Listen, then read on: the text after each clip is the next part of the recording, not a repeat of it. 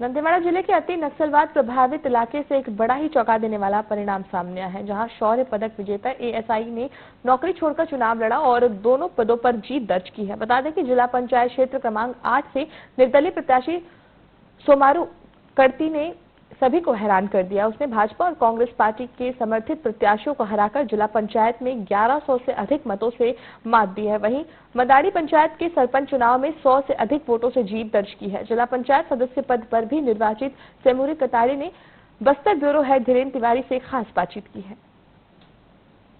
मैं अभी इस वक्त दंतेवाड़ा जिले के लौह नगरी क्षेत्र में मौजूद हूं। यहां से एक ऐसा चर्चित नाम जो हम आपको दिखाने जा रहे हैं, पुलिस के पद में था और नक्सलवाद के खिलाफ में एक मुहिम में शामिल था और उसने इस बार के त्रिस्तरीय पंचायत चुनाव में अपनी किस्मत आजमाई। इस शख्सियत की हम आपसे रूबरू कराने जा रहे हैं। उसने पुलिस में रहते हुए एक सिपाही से भर्ती होकर एएसआई के पद का सफर तय किया। उसके बाद उसने शौर्य पदक भी इस पुलिस की नौकरी में रहते हुए जीता। अब वो त्रिस्तरीय पंचायत चुनाव में जीत कर आए हैं जिला पंचायत क्षेत्र से। क्षेत्र क्रमांक 8 से वो जिला पंचायत सदस्य निर्वाचित हो चुके हैं। आज हमारे साथ रूबरू हो रहे हैं। हम इनसे समझते हैं कि ये सफर कैसा था और आगे आने वाले समय में आप क्षेत्र की जनता के लिए क्या करेंगे। पुलिस आरक्षक भर्ती में कंपटीशन स्टेट लेवल का जो भर्ती आता उसमें फाइट किया, सिलेक्शन हुआ।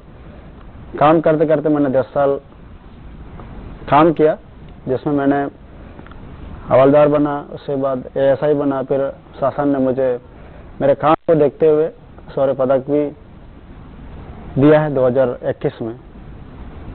अभी जनप्रतिनिधि आप चुन लिए गए हैं, सरपंच भी हैं आप ग्राम पंचायत मदाड़ी के और जिला पंचायत सदस्य भी आप चुने गए हैं। दो जगह की आपकी जिम्मेदारी है। सबसे पहला बात, आप जिस गांव में रहते हैं, आप जिस गांव से हैं, वहां के आप सरपंच चुने गए हैं। अब आपको चुनना है दोनों में से, किसको चुनेंगे? मैं दोनों को आजमाया था। मुझे उम्मीद नहीं था कि मतलब किसमें विजय मिलेगा, लेकिन मैं दावा तो किया हूं कि सरपंच और जिला पंचायत, और जनता ने मुझे बढ़ चढ़कर वोट किया और दोनों में भारी मतों से विजय कर दिया। शासन चाहे वो कांग्रेस का रहे चाहे बीजेपी का रहे, ग्राम स्तर तक के लिए हर छोटे छोटे स्कीम बनाते हैं जो वहां तक नहीं पहुंचते। मैं वहां अंदरूनी इलाके में ऑप्स के दौरान देखा और घुमा, जो वास्तव में प्लेन इलाका में जो स्कीम चलती है वो सारा चीज में देखा कि अपने गांव भी उसी सरकार है और प्लेन इलाका में वो उसी की सरकार है। तो वो जो मूलभूत सुविधाएं जो है गांव में नहीं दिखती, जो हो सकती है, मैं उन लोगों के साथ तालमेल अच्छा बनाऊंगा, समन्वय स्थापित करके शासन के साथ और लोगों के साथ, जनता के साथ जो बना के उनकी मंशा के साथ काम करने का प्रयास करूंगा। तो ये थे जिला पंचायत सदस्य निर्वाचित हुए निर्दलीय। इन्होंने बताया कि अब हम पुलिस की नौकरी क्यों छोड़े हैं और क्या वजह था पुलिस की नौकरी छोड़कर नेता बनने की, और नेता बनने के बाद क्या क्या काम करेंगे। ये स्पष्ट तौर पर इस क्षेत्र के विकास के लिए बुनियादी सुविधाओं पहुंचाने की बात कर रहे हैं आने वाले 5 सालों में। दंतेवाड़ा से धीरेन्द्र तिवारी, टीवी 24। राजधानी भोपाल में 2 दिन तक चली जीआईएस। अब रुक कर लेते खबरों का, बात करते बिलासपुर की, जहां पर एक बार फिर धर्मांतरण के लिए दबाव बनाने का मामला सामने आया है। सिविल लाइन थाना क्षेत्र से एक महिला ने अपने पति पर धर्मांतरण के लिए दबाव बनाने और प्रताड़ित करने का आरोप लगाया है। महिला की शिकायत करते हुए कुछ साल पहले हिंदू रीति रिवाज से उसकी शादी हुई थी, लेकिन बाद में उसके पति ने ईसाई धर्म अपना लिया। महिला का आरोप है कि पति अब उससे भी ईसाई धर्म अपनाने और चर्च जाकर प्रार्थना करने के लिए दबाव बना रहा है।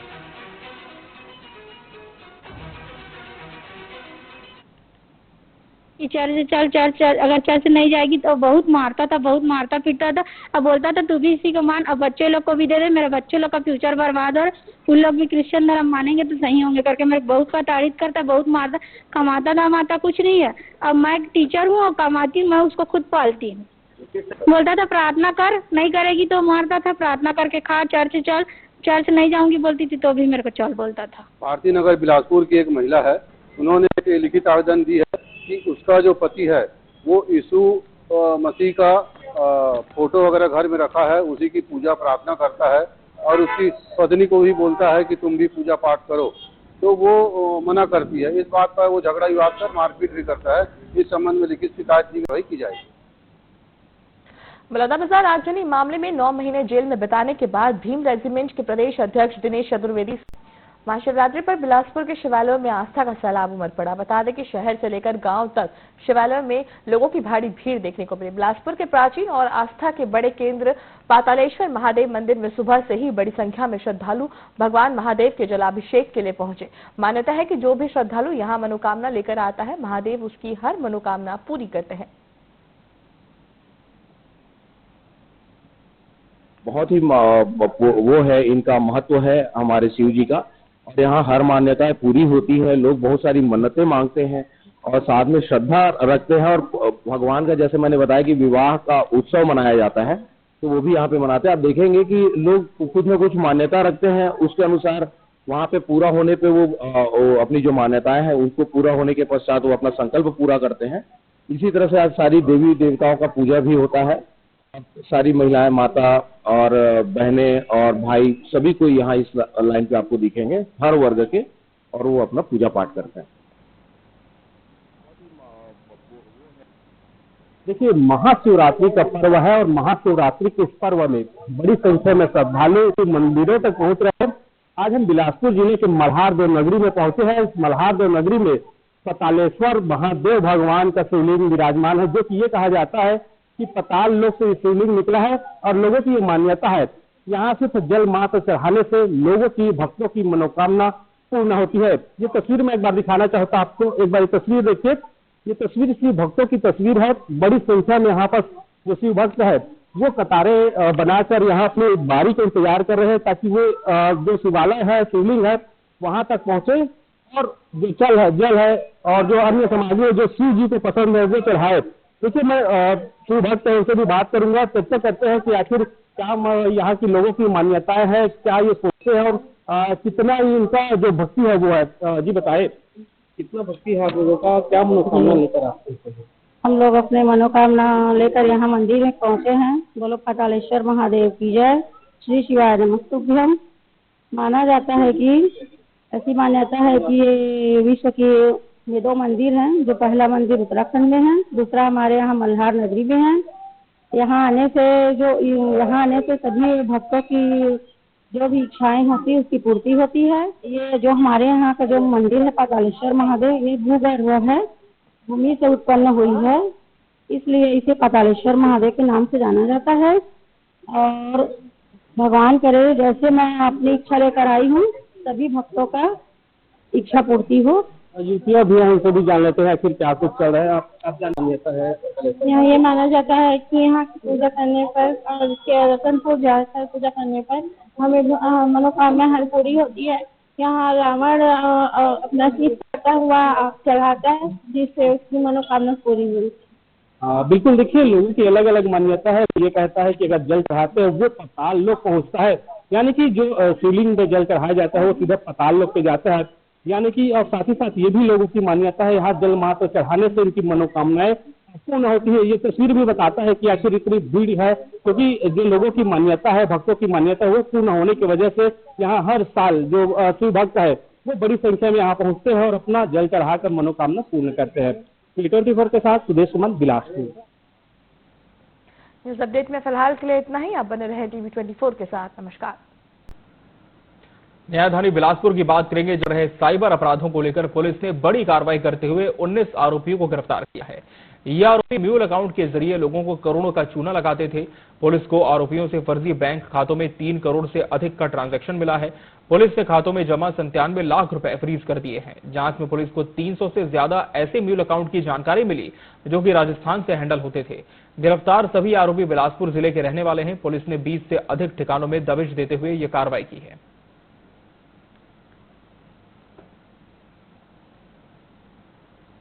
कर्मचारी जिनके द्वारा लोगों के म्यूल अकाउंट खोला गया तथा जो सिम कार्ड कंपनी के जो कर्मचारी हैं जिनके द्वारा लोगों की आइडेंटिटी का उपयोग करके उनके आइडेंटिटी का उपयोग करके अनजान जो खाता खोला गया, ऐसे सभी लोगों को चिन्हित किया गया और कुल ऐसे 19 लोगों को बिलासपुर पुलिस और जो है एसीसी की जो टीम है उनके द्वारा गिरफ्तार किया गया है। 6 कर्मचारी जिनके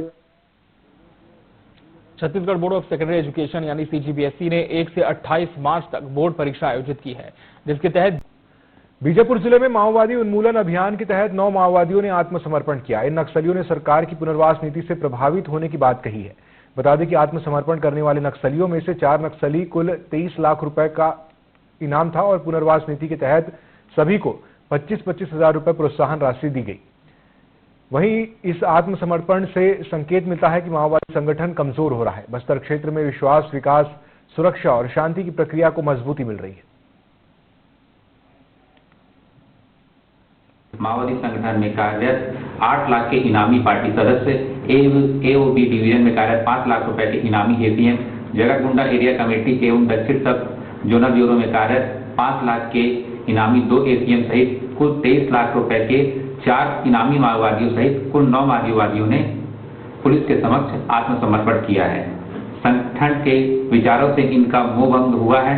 जिलों में चलाए जा रहे नियत निराहार योजना के तहत हो रहे विकास कार्य तथा अंदरूनी क्षेत्रों में बन रही सड़कें गांव तक पहुंचती विभिन्न सुविधाओं ने इन्हें प्रभावित किया है। छत्तीसगढ़ शासन की पुनर्वास एवं व्यापक प्रचार प्रसार पुनर्वास योजना के तहत लाभ व परिवार के साथ खुशहाल जीवन जीने की सोच लिए समाज से भटके माओवादियों ने संगठन में उनके कार्यों की उपेक्षा करने, भेदभावपूर्ण व्यवहार करने एवं माओवादियों के द्वारा आदिवासियों पर लगातार अत्याचार से त्रस्त होकर छत्तीसगढ़ शासन की आत्मसमर्पण एवं पुनर्वास नीतियों से प्रभावित होकर भारत के संविधान पर विश्वास रखते हुए उक्त माओवादियों द्वारा पुलिस के समक्ष आत्मसमर्पण किया गया है। न्यायधानी को शर्मशार रायगढ़ के छाल थाना क्षेत्र से का मामला सामने आया है। धर्मगढ़ मेन रोड किनारे हाटी से महज 200 मीटर की दूरी पर को बता दें डीजल पंप चालकों को भारी नुकसान हो रहा है। इस वक्त हम मौजूद है धर्मनगर ब्लॉक के छाल थाना क्षेत्र अंतर्गत हाथी में। आप देख सकते हैं मेरे पीछे जो 2 टैंकर है, डीजल टैंकर, जो कि इंडियन ऑयल की है, जो यहाँ हाथी से महज 500 मीटर दूरी में एक कारू ढाबा है जो झोपड़ी नुमा बनाया हुआ है और वो डीजल को यहाँ टैंकरों से उतारता है। आप देख सकते हैं यहाँ बस दोनों टैंकर से डीजल को उतार के रखा हुआ है और इस तरीके से ये जो पंप चालक है उनको चूना लगा रहे हैं। आप देख सकते हैं इसकी जो गाड़ी नंबर है CG4 NK 8287 और ये जो दूसरा वाहन है वो CG4 NK 8280। ये दोनों डीजल वाहन डीजल लेकर के आई थी और ये बोल रही है कि हम दीप कौन में जा रहे हैं खाली करने के लिए। तो हमने पूछा कि तुम यहाँ पर खाली क्यों कर रहे हो? उनका कहना है कि हम अपना रोजी रोटी के लिए अपन डीजल चुराते हैं, जिसको यहाँ ये बेच रहे थे। और जब हम यहाँ पहुंचे तो ड्राइवर गाड़ी से छोड़ के भाग गए और वहीं जो इसका जो संचालक है ढाबा का, कारू बोलते हैं जिसे, वो यहाँ से भाग गया है। अब इसकी जानकारी हमने जो खाद्य इंस्पेक्टर हैं मनोज सारथी धर्मनगर के, उनको दे दी है। अब वो आ रहे हैं, अब उसके बाद देखते हैं कि आगे की क्या कार्रवाई होती है। मैं नीरज विश्वास, T24 रायगढ़। नमस्कार, बहुत स्वागत है आपका न्यूज अपडेट में। मैं हूं आपके साथ कमलेश्वरी। बुलेटिन की शुरुआत करते हैं सुकमा से मिल रही बड़ी खबर के साथ, जहां जंगलों में नक्सली कर रही इलाज। जी हां, सुकमा से बड़ी खबर आपको बता रहे हैं, जहां नक्सली जंगलों में ही अपना इलाज कर रहे हैं। सुरक्षा बलों को मिली आंखों की जांच की मशीन। तो सुरक्षा बलों को आंखों की जांच की मशीन मिली है। सर्चिंग पर निकले थे जवान, इस दौरान जवानों को आंखों की जांच की मशीन मिली है। मीनागट्टा से सुरक्षा बलों को मिली है जांच की मशीन। तो सुकमा से आपको बड़ी खबर बता रहे हैं, जहां मीनागट्टा से सुरक्षा बलों को आंखों की जांच की मशीन मिली है। इससे ये अंदाजा लगाया जा रहा है कि नक्सली जंगलों में ही अपना इलाज कर रहे हैं। बड़ी खबर आपको सुकमा से बता रहे हैं, जहां सुरक्षा बलों को आंखों की जांच की मशीन मिली है, जिससे ये अंदेशा लगाया जा रहा है कि जंगल में ही नक्सली अपना इलाज करते हैं।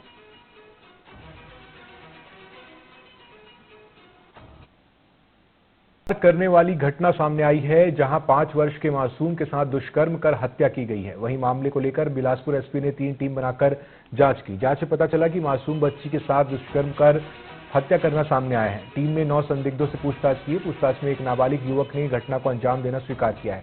उक्त मामले में पुलिस ने नाबालिग को गिरफ्तार कर न्यायिक रिमांड पर जेल भेज दिया है।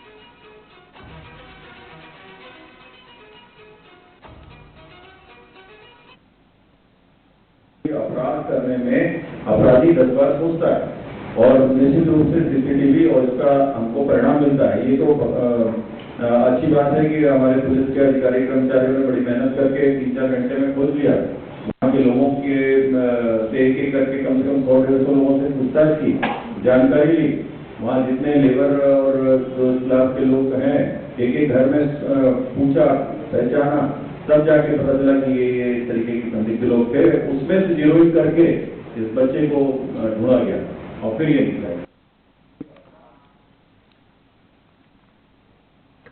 खरगोन में घर में अकेली सो रही महिला से हत्या का मामला। बहुत स्वागत है आपका न्यूज अपडेट में। मैं हूं आपके साथ कमलेश्वरी। बुलेटिन की शुरुआत करते हैं बिलासपुर से मिल रही बड़ी खबर के साथ, जहां फर्नीचर दुकान में भीषण आग लग गई है। तो बड़ी खबर आपको बिलासपुर से बता रहे हैं, जहां फर्नीचर दुकान में लगी भीषण आग। लक्ष्मी फर्नीचर में भीषण आग लगने की खबर सामने आई है और इस दौरान लाखों का सामान जलकर खाक हो गया है। बताया जा रहा है कि शॉर्ट सर्किट के चलते आग लगने की आशंका जताई जा रही है। तखतपुर थाना क्षेत्र का ये पूरा मामला है। तो तखतपुर थाना क्षेत्र अंतर्गत फर्नीचर दुकान में आग लगने से लाखों का सामान जलकर खाक हो गया है। शॉर्ट सर्किट के चलते आग लगने की आशंका जताई जा रही है। तो बिलासपुर से आपको बड़ी खबर दे रहे हैं, जहां फर्नीचर दुकान में भीषण आग लग गई है। बताया जा रहा है कि लक्ष्मी फर्नीचर की दुकान में भीषण आग लगने से लाखों का सामान जलकर खाक हो गया है और शॉर्ट सर्किट के चलते आग लगने की आशंका जताई जा रही है। फिलहाल आग लगने के सही कारणों का पता नहीं चल पाया है। शॉर्ट सर्किट के चलते आग लगने की आशंका जताई जा रही है। दुकान में आग लगने से लाखों का फर्नीचर जलकर राख हो गया है।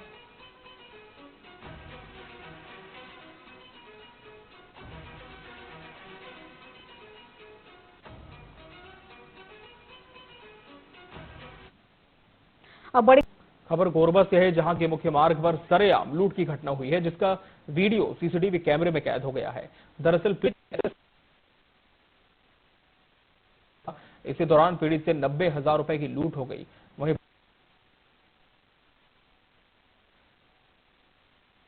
दर्ज कर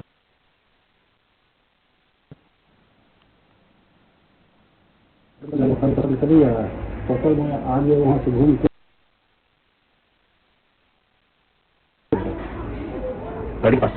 किसमें रखे थे पैसा?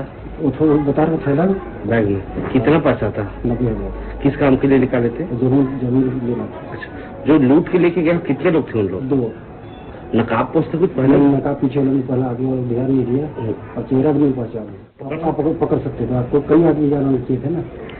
अब दूसरे के बाद एक बुजुर्ग आदमी आया तो बोले ऐसे के बाद बैठा, आराम से बैठा, धीरे धीरे ले जा रहा, कहाँ पकड़ना था, निकल गया।